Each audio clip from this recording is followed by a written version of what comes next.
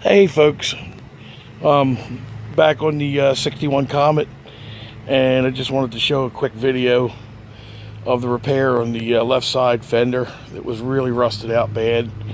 And again, just like the other side, this repair I did is not the right way to do this. It is more desirable than the screen Bondo method on the other side that I did. However,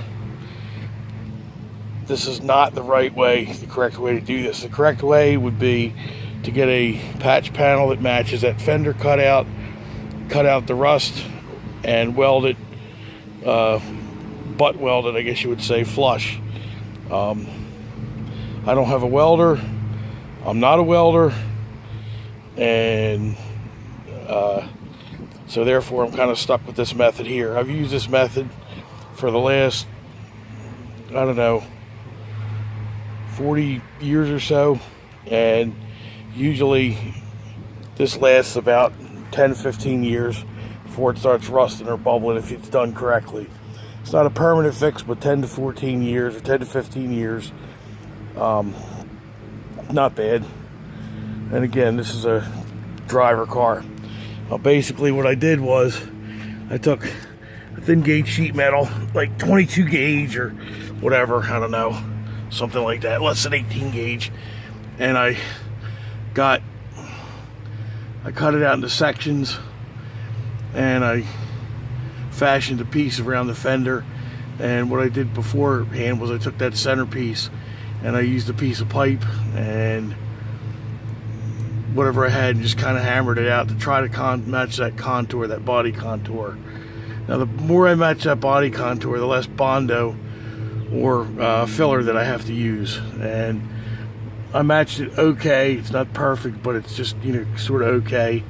But it is what it is. Again, what'll happen with this is I'll get some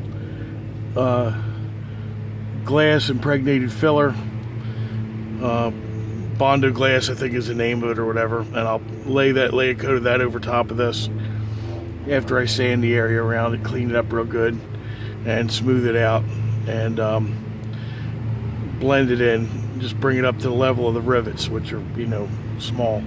But anyway, by the time it's all done, hopefully you won't see it, won't be able to tell that it was there, and that's the name of the game. But anyway, this method is used if you don't have any kind of fender weld to work with, and you have to, you're basically making a whole panel.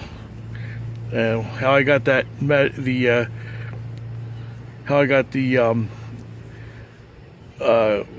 shape of the wheel well, or the fender well was, or the fender cutout was, I used the other side and I traced around with a pattern, and that's how I got it, because this whole fender was rusted out to the point where it was nothing there anymore, so I couldn't, you know, do anything to that. And underneath, I braced it underneath with another piece of sheet metal.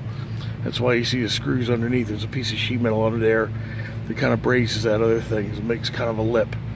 So like I said, it's kind of a hack way to do this. I'm not